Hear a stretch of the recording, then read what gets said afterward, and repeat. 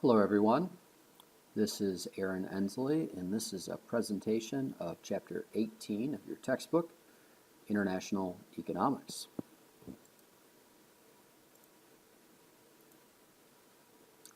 Some of the key ideas in this chapter are listed on the left-hand side. I would recommend that you get out your outline for this chapter and follow along in that way, just to make sure you're getting some of the key ideas. Note that you don't need to look at Chapter 19 really at all. We're only going to focus on Chapter 18. That'll be the last thing that we do for this semester. On the right-hand side, you'll see some supplements. Some of those will be posted to JetNet. So first thing I want to talk about is the nature of trade and why do nations trade? Simple answer is we get more stuff, higher quality, lower prices, more variety. It's not simply a matter of getting more stuff cheaper. It sounds very materialistic, but variety of things. Different sellers, maybe different products like bananas, for example. We might not be able to grow bananas ourselves here in the United States. So isn't it great that we can trade with other countries, say Guatemala or wherever bananas come from, and thereby get bananas that we could not grow here ourselves, or at least if we did, it would be very expensive. It's important to remember that voluntary exchange is a win-win situation for both parties, meaning that you go into an exchange presuming that you're going to be made better off. That's why you choose to make that trade. It doesn't ignore the fact that sometimes people do make mistakes and once in a while say, yeah, I wish I wouldn't have made that purchase. But for the most part, people are made better off by trade. That's why they choose to trade. It's also worth noting here that we're talking about net gains, meaning on balance there's more winners than losers.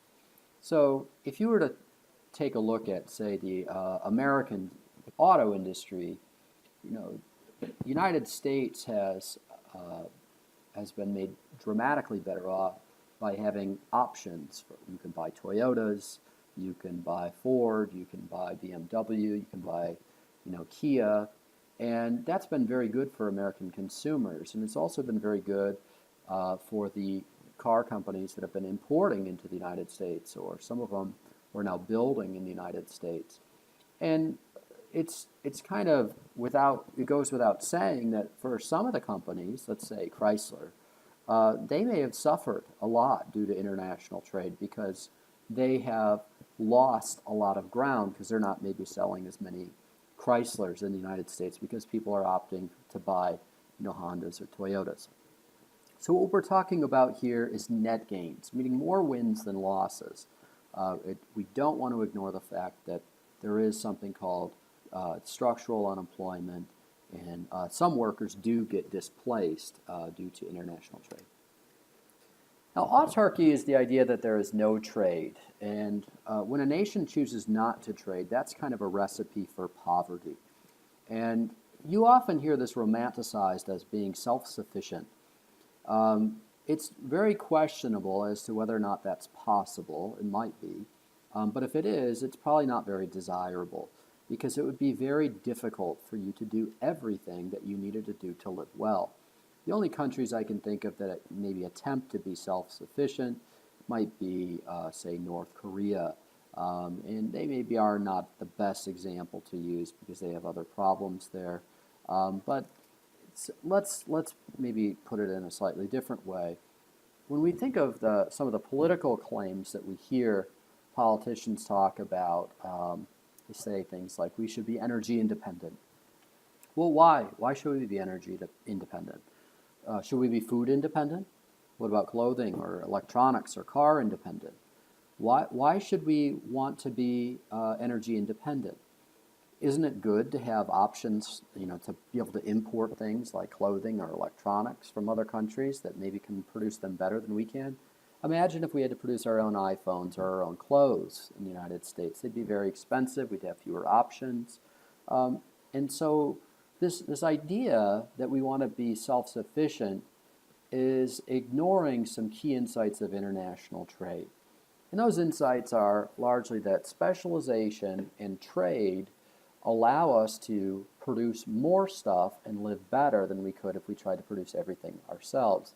So imagine, if you could for a moment, you yourself trying to produce all of the stuff that you needed to live.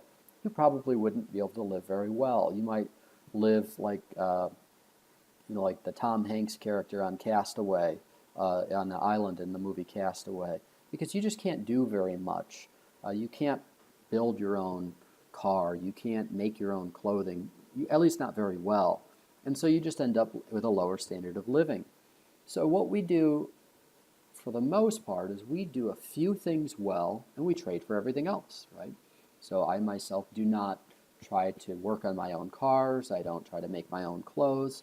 I simply teach economics, which I hope I do reasonably well, and then I trade for everything else with the income that I receive from doing that one thing. In the same way, nations benefit from focusing on the area that they have a relative advantage in and trading for everything else. Now, this is one of Adam Smith's key insights. He believed that just as an individual, it would maybe just let me read this quote. He said, "It's the maxim of every prudent master of a family never to attempt to make at home what it would cost him more to make than to buy. What is prudence in the conduct of every private family can scarce be folly in that of a great kingdom. If a foreign country can supply us with a commodity cheaper than we ourselves can make it, better to buy it of them with some of the part of the produce of our own industry employed in a way in which we have some advantage."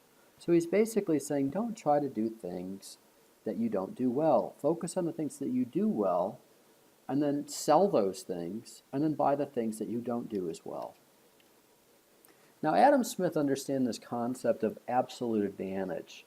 He hadn't quite grasped another concept that we're going to talk about in just a moment, but he believed that if you do something better or best, which is basically what absolute advantage means, it means that you're better than everyone else. You can do something with fewer resources, or you can produce more of it, then you should specialize in that area and then trade for everything else.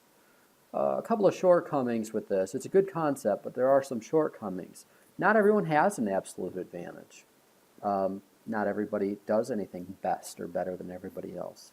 And on top of that, some nations do many things better. And so how do you decide what to produce? So David Ricardo, who came slightly after Adam Smith, came up with this concept of comparative advantage. And comparative advantage means that you produce something or do something at a relatively lower opportunity cost, meaning that you give up less. Now, everyone has a comparative advantage in something. So let's go through an example. And in this example, you're actually going to find that comparative advantage and absolute advantage are going to be the same, but I'm going to use the terminology for comparative advantage rather than absolute advantage. So we're going back to our situation where we've got Robinson Crusoe on an island. And let's say that Crusoe can catch 4 fish or collect 8 coconuts. If he were to split his time between the two activities, he could produce 2 fish and 4 coconuts. Suppose that Friday then comes along and he can collect or catch 6 fish or 6 coconuts. If he divides his time between the two activities, he can produce 3 and 3. So what we want to do is figure out how we should allocate their time and have them trade using the theory of comparative advantage. So let's just assume that they're splitting their time half and half. So Crusoe is producing 2 fish and 4 coconuts, and Friday is producing 3 fish and 3 coconuts. That's a total of 5 fish and 7 coconuts between the two of them. Now, Crusoe gives up 2 coconuts per fish. Friday gives up 1 coconut per fish. So here, Friday has the lower opportunity cost, or stated another way, he has a comparative advantage in producing fish because he gives up fewer coconuts than Crusoe. Crusoe gives up a half a fish per coconut, where Friday gives up 1 fish per coconut. So in this case, Caruso has a comparative advantage in coconuts because he only gives up a half a fish per coconut, where Friday gives up a whole fish per coconut. So if we were to have Caruso only produce coconuts, he's going to produce 8 coconuts. Friday would produce only fish. That's his comparative advantage. He's going to produce only fish. In total, they have 6 fish and 8 coconuts. That's a net gain of 1 fish and 1 coconut. So in this case, we've seen that trade, when you focus, we'll focus on specializing in what you have a relatively lower opportunity cost in, and then perhaps you could trade for the other things. Friday and Caruso would now be approximately 1/2 a fish and 1/2 a coconut richer if they were dividing their output between the two of them. There are other reasons for trade. I don't want to get too heavy into these. One is that we have simply differences in inequalities, different natural resources, different geographic locations, climate, things like that. And the other is economies of scale, which means that mass production allows us to produce things at a lower cost. So it actually seems to make sense that maybe we only have a couple of major airplane manufacturers in the world. And because we don't produce tons and tons of airplanes, it makes sense to have a few firms doing most of the airplane production. You could think of economies of scale as a bulk discount. So the more you produce, the cheaper it is to produce. Okay, basic economic theory suggests that you should specialize in the things that you have a lower opportunity cost in and trade for the things that you have a higher opportunity cost in.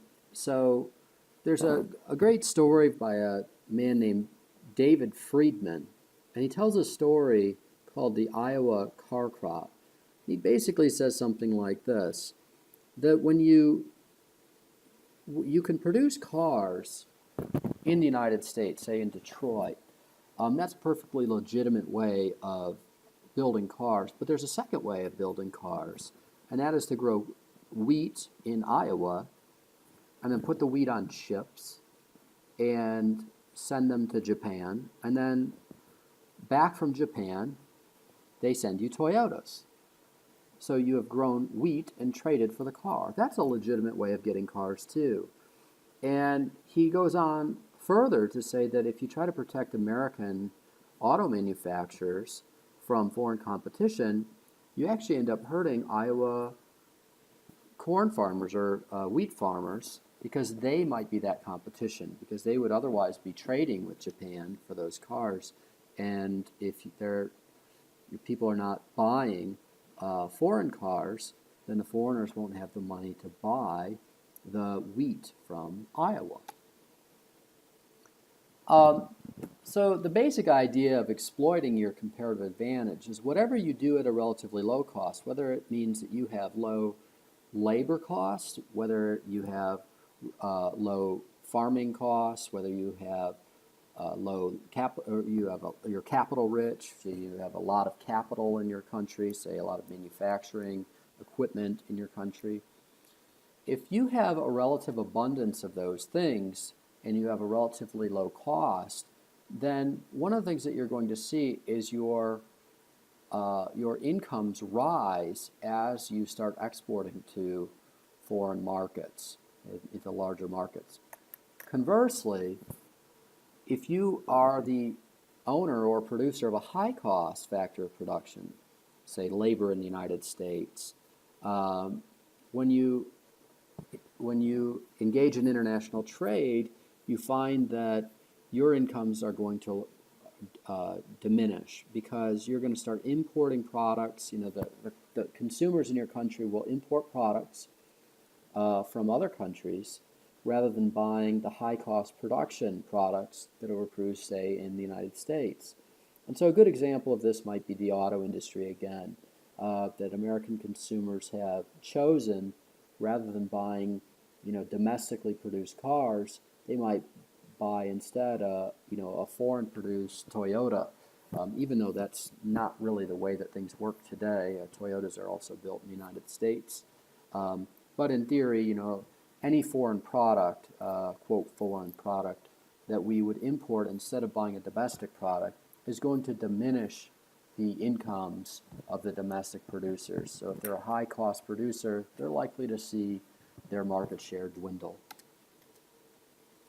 I'm not going to go into this slide here. You can look at it on your own if you'd like. Let's go into trade restrictions. Trade restrictions are legal restrictions on trading between two nations. So the first one we're going to talk about is an embargo, and that would be a ban on all trade with any country. A good example would be Cuba, another one Iran, North Korea, Syria, Sudan. It's changing a little bit with Cuba, but there's still technically an embargo in place. It basically means no trade.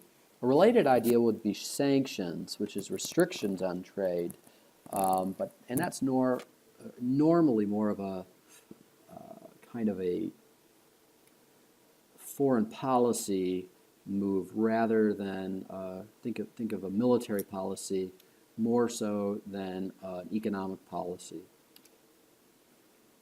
A tariff is a tax on imported goods. In recent years, some of the tariffs that have been kind of popular, or at least looked at in popular culture, are the Obama tire tariff on Chinese tires, and the tariff that was on steel during the Bush years, at least in the first term. We've discussed these a little bit. It's worth noting that in both of these cases, they both negatively affect the auto industry. So, say Obama's tire tariff, it might have hurt domestic auto producers who maybe would have purchased Chinese tires, but also the consumers of Chinese tires, who often were lower income consumers. On the Bush steel tariff, that tariff was designed to help Bush get votes from Ohio and Pennsylvania. At least that's what many commentators believe. And after the 2004 election, it went away. But what it did do is it increased costs on the auto industry. And so that maybe it helped the steel industry, but it hurt the auto industry. Quota is a legal maximum number of imported goods. We have sugar quotas in this country. We had auto quotas in the 1980s.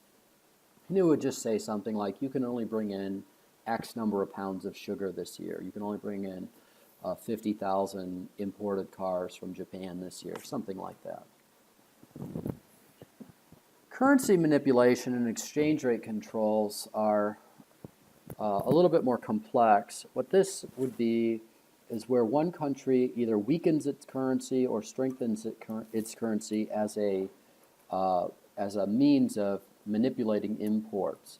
So if a country has a weak currency, let's say the United States, if our currency is weak, that means that a foreign currency, let's take the Canadian dollar, for example. A Canadian could buy $1 US with, say, 90 cents Canadian. And so that means that something that costs $1 in the United States would actually only cost the Canadian 90 cents Canadian.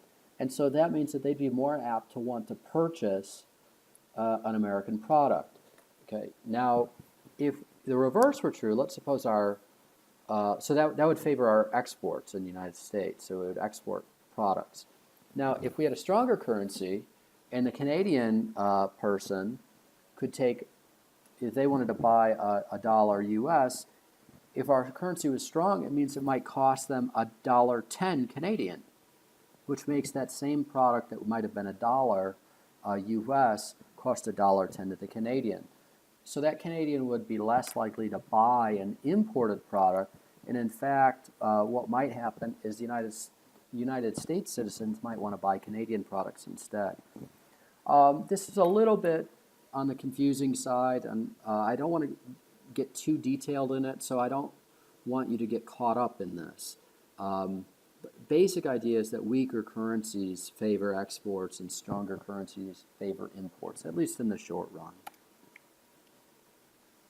Other trade restrictions or regulatory restrictions might be Buy American provisions or procurement requirements, domestic content requirements. So what those are might include, let's say, a law that's passed, say the stimulus bill. And the stimulus bill says, all right, we're going to build bridges and we're going to use American steel only, not Chinese steel. And all the contractors that build the bridges have to use American trucks. So it's got some protectionism kind of baked into it. Here we have just some cartoons. Economists are generally not in favor of protectionist policies. So you can see that in the last campaign, pretty much all of the candidates were in favor of some form of protectionism, which is sort of a strange thing because in the 1990s and early 2000s, nobody was saying things like this. But it's worth noting, as you can see from some of these cartoons on the top and on the bottom and then in the middle with Uncle Sam shooting his foot, protectionism is kind of like shooting yourself in the foot because it hurts the other country, but it also hurts the domestic consumers who they have to pay higher prices for products. It's also, this is just for fun, that that hat that you're looking at on the left-hand side, the Make America Great Again hat, in Donald Trump's campaign rhetoric suggested that we should be building American products here, and they're building products here in the United States with American workers, but this hat was made in China. And I don't blame them for buying the hat in China because it was, after all, lower cost, cheaper. But it's kind of gets to the point that it's very difficult to have these types of campaign promises because we're such an interdependent society now. We really rely on other countries to do a lot of our manufacturing for us. And conversely, we sell a lot of products overseas that other people depend on. So for example, the right bottom cartoon suggests that there's this game of ping pong going on with China and the United States, and they put this tariff in place so that the Chinese tires can't get in and the U.S. chickens can't get into China. So those are two products that we've often traded in the past. Now, protectionism is the legal restriction of trade designed to protect domestic industry from foreign competition, but this is really an illusion.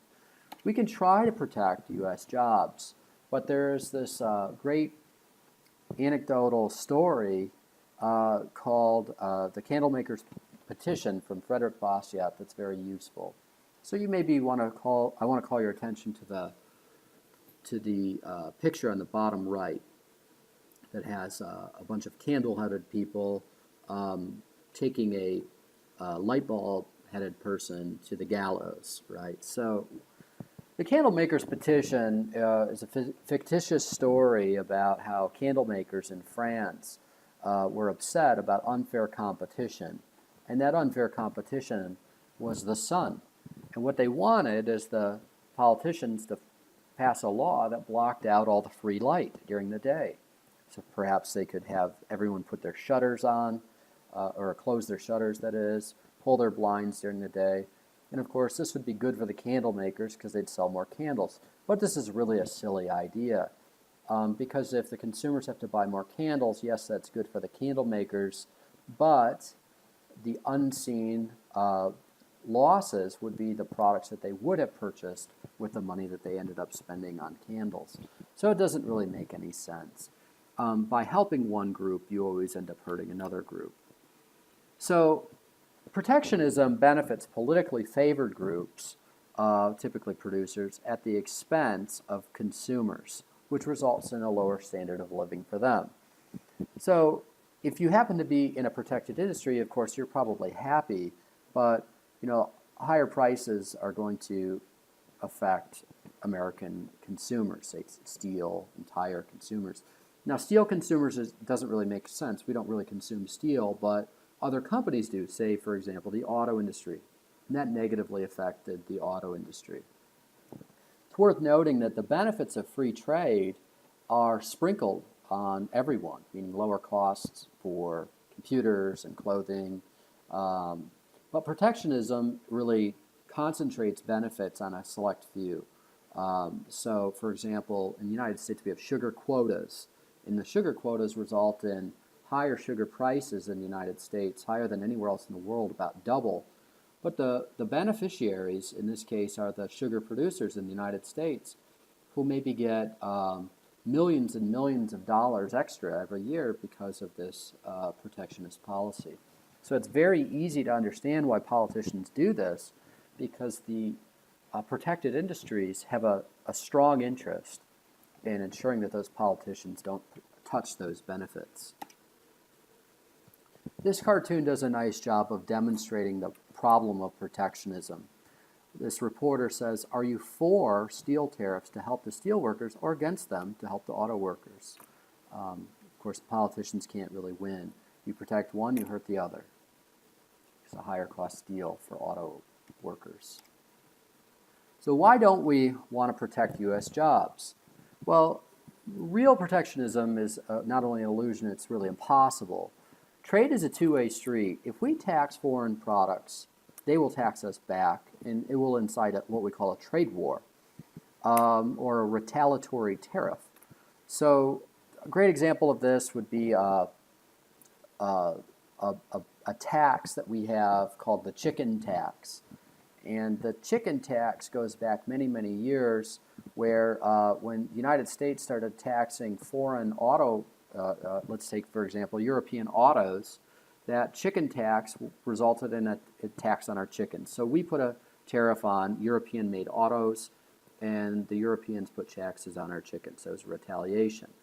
China did the same thing. In response to our tire tariff, they taxed our chickens. That van that you're looking at on the top left-hand side is actually subject to this chicken tax tariff.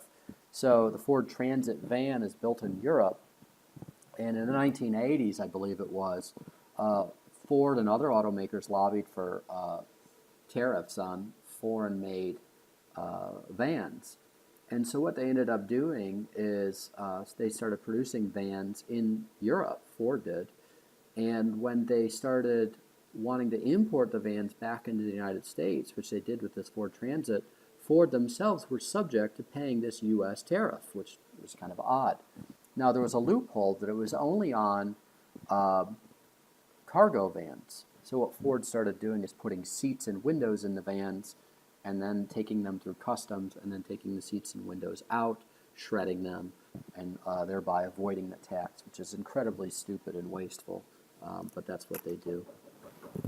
Trade is also a cycle, meaning that it's a process by which imports pay for exports, and you could say it in both ways. Exports pay for imports, because to buy the products, for foreigners to buy our products, they need to make money selling their products to us. And so there's like a flow of money and products from one country to the other. So, if we don't buy, for example, Swiss watches, they're not going to have the money to buy our, our chickens that we want to export. A great example of a trade war and kind of breaking of this cycle was the Smoot-Hawley Tariff of 1930, which was a contributor to the Great Depression. There were taxes imposed on so many different products, and the design was to get people buying American products rather than foreign products. And Herbert Hoover thought that would help stimulate the economy. Over 800 parts used in auto production were taxed. Wool rags were taxed, probably as a sort of subsidy to the cotton industry. And what ended up happening is other countries put taxes on us. And the result was that it really aggravated what was already becoming a worldwide global recession and then depression. And some people say, well, that kind of contributed to economic stagnation, not only in the United States, but Europe, contributing to the rise of Hitler and Nazi Germany and what was called economic nationalism. And there are many economists have pointed out that when goods don't cross borders, armies will. Because if you can't get the stuff that you need through trade, you might end up, having to go to war over it. And that was perhaps a contributing part of World War II. Now, one other point to make on trade wars was maybe to look at the revolution, or I'm sorry, not the revolution, but the Civil War.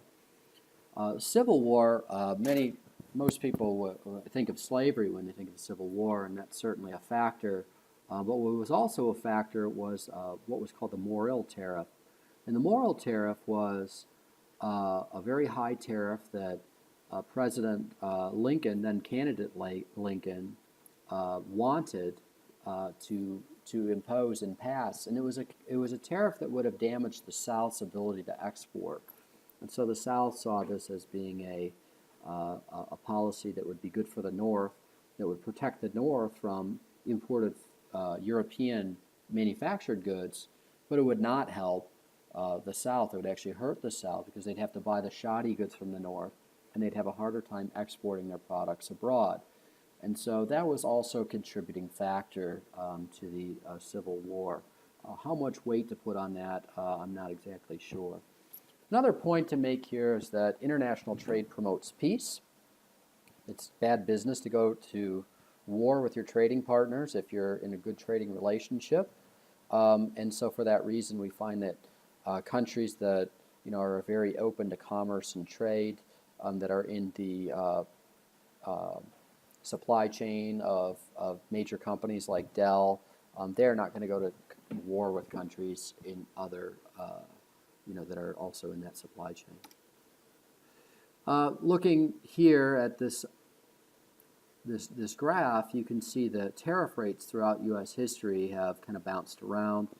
You can see in 1961 those Morrill tariffs that I was talking about, the Lincoln tariffs, that contributed to the Civil War, and then the Smoot-Hawley tariff of 1930 that was arguably the largest tariff that we've ever had, at least in the more globalization era, say after the steamship, and that had a very negative effect on the economy. But after that, trade slowly started to be liberalized. Worth noting that trade does foster cooperation, tolerance, and peace. We've maybe discussed this a little bit before, but it's, Bastiat and Adam Smith and many others have noted that in the marketplace, people really don't care what color you are, what religion you are, what nationality you are. They just want to get the goods, and they want to make these exchanges. And so trade really does foster peace. And I think that's an often overlooked virtue of the marketplace, is that it's bad business to go to war or have conflict with your trading partners. And so coincidentally, the more trade we have, the less likely we are to probably see war between nations, and we're more likely to see peace. Okay, so why do we have protectionism? Let's talk about some of the common arguments for protectionism. First one is called the special interest group. It's not really an argument, it's really the jobs argument, but it's the special interest groups. So maybe it's the steel industry, maybe it's the tire industry, maybe it's the auto industry. People that are looking for specific benefits. Ross Perot was a 1992 presidential independent candidate, and he made a lot of arguments about, that if we pass NAFTA, you're going to see all our jobs going to Mexico, and some did, of course, go to Mexico. So this would be the jobs argument. So a lot of times it's labor unions making this argument that they want to make sure our jobs don't go overseas. We saw Donald Trump making a lot of these arguments that we want to make more products here in the United States. Obama, of course, did the same thing, and George Bush has done the same thing as well. So it's not new. This is probably the most common sort of political argument, that we want jobs here in the United States, not in China or Mexico. The national defense argument basically makes the claim that some industries are too important to be outsourced. So if we were to go to war, we wouldn't want China making our tanks. We don't want Mexico building our guns. Maybe we want to make sure we have oil here in the United States. And so some things are just too important to outsource. That is one of the claims of the U.S. auto industry, is that they want to ensure that we have the ability to produce tanks and trucks and everything in the event of a war. That's probably not the real motivation for them wanting protection, but it certainly is one of the arguments that are made. The infant industry argument was first proposed by Alexander Hamilton, and he suggested to George Washington that, with this newly created United States of America, what we needed to do is protect emerging industries from more established foreign competition. So, for example, the United States was just getting started in terms of certain industries like, manufacturing, and Europe was much more established, and it would have been very hard for us to compete with them. So he suggested protection from foreign competition as those industries were maturing. I'm not going to go into the Collins versus Vanderbilt transatlantic steamship. By the way, the infant industry argument can also often be tied to the national defense argument, at least the way that Hamilton made it. Then we have dumping. Now, dumping is the idea that a company or a country sells their products in a foreign country below their cost, with the intent that you sell things at a very low price for a long time, and then you wipe out all the competition, and you can raise the price. That doesn't really make a lot of sense unless the government is subsidizing it. So you're not going to see Ford building cars for $20,000 and then selling them for $18,000. That's a great way to lose a lot of money really fast. But if Ford was subsidized by the U.S. government, say the U.S. government gave them $5,000 per car, and then Ford could sell the cars at $18,000, even though it costs $20,000 to produce, Ford is still more than covering their costs because they're getting that $5,000 subsidy. And so many would argue that that's not a very good policy because it's a tax on the American taxpayers, and we are effectively subsidizing foreigners purchasing our vehicles. Now, some people say, well, if China subsidizes their production, we should just take it as a gift. I don't want to go into too much into who's right, who's wrong, but there was an example of dumping in the Poverty Inc. movie that we watched, and that was with U.S. produced rice dumped in Haiti at extremely low cost. It was heavily subsidized by the U.S. government, and then it was sold very cheaply in in Haiti, and it wiped out all of the local competition. And so I think that there is some merit to this, but it typically involves production subsidies for the companies that are doing the production. It's worth noting here that pretty much every economist believes in open borders and trade. Adam Smith, Paul Krugman, Milton Friedman, Robert Reich, all of these people, and these are just a handful, but there's thousands of them, and you really won't find a lot of economists that are not free trade, that believe in a nutshell that free trade is better than having protectionist policies. I mean, you will find them periodically, but very, very rare.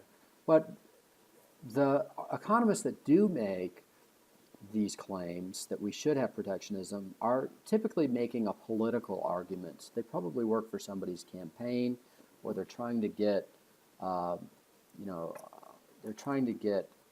favor with a particular interest group.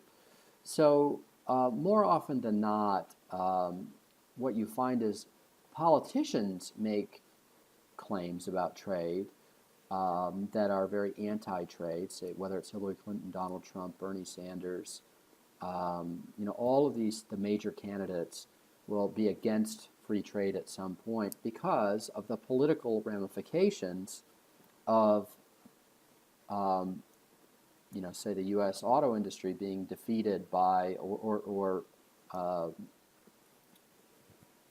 let me state it another way, the U.S. auto industry losing ground to foreign companies.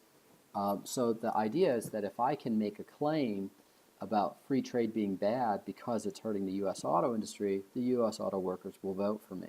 So it's really about buying votes. It's not really about what's good macroeconomic policy.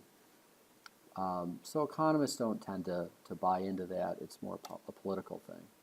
So let's look at the evolution of trade.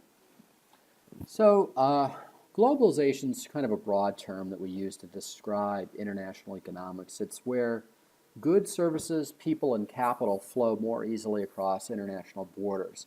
It's worth noting this has been happening for a very long time, ever since the steamship was invented, maybe even the sailing ship, really, that have made the world a smaller place and makes it easier for us to trade across international borders.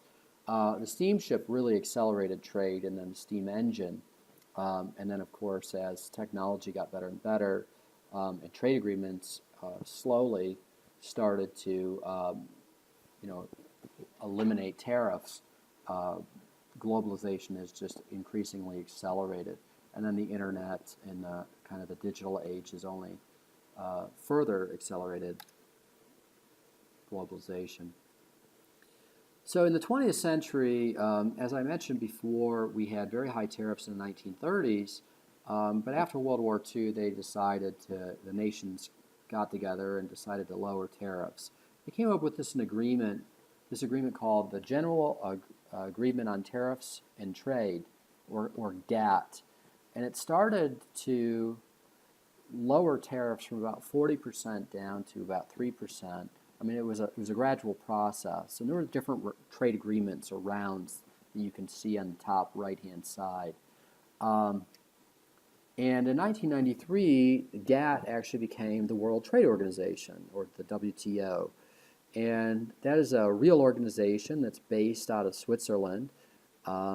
It's a bureaucracy or an organization with people that work there every day. It's not just a treaty. Over 150 nations are members, and they act as sort of a international trade enforcement agency or referee, making sure that people aren't violating their trade agreements. So, for example, when Bush put the tariffs on Chinese steel, the World Trade Organization kind of came down on him very hard. But by the time, that they were a little slow in doing so, and so by the time that they had basically told him you can't do that, he said okay, but he had already won the 2004 elections. Then you have NAFTA. NAFTA, or the North American Free Trade Agreement, went through in 1994 and reduced tariffs and trade restrictions between the United States, Mexico, and Canada. It's called free trade, but it's really not. It's really a managed trade. There's all kinds of restrictions inside of NAFTA. But that was passed by Bill Clinton, Democrat, and then Republican Congress. So depending on how you feel about political parties, you can blame both parties or credit both parties, depending on how you feel about NAFTA. NAFTA has really taken a beating lately. Even Hillary Clinton has critiqued it, which is ironic since her husband passed it or signed it into law. But then, Donald Trump has certainly come out swinging about NAFTA. It's one of his sort of rallying cries. All right, so why is economic freedom important? We've talked about this before. Trade freedom, rule of law, size of government, regulatory efficiency, and sound currency. Well, one of the things that we notice, the freer the country is, economically speaking, the more prosperous it tends to be. So there's this correlation. If you look at this heat map, there's a correlation between the best places to live in terms of income and their freedom.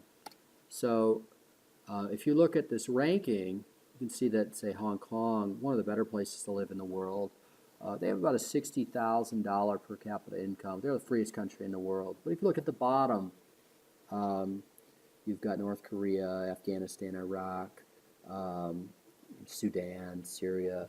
These are places that are very rough. I guess maybe Cuba would be a better place to look at since some of these are not ranked. Venezuela, Zimbabwe. These are some of the worst places to live in the world. And on the bottom right, you can see this correlation between free countries and not as free countries and income. Okay, now each of these graphs I'm going to go through separately. When you look at international trade graphs, this graph shows you the gains to exporting countries. This graph is going to show you the gains to importing countries. That would be that yellow area. And this graph here is going to show you how tariffs work. And I don't want to go into it using this graphic. What I would prefer to do is to go through a problem that I'll do in a different video. But you can go through these graphics on your own to try to understand how the tariffs and quotas work. We're really not going to major on quotas, but you can flip through these graphics yourself. We're not going to go through these questions today. Okay, that concludes this chapter.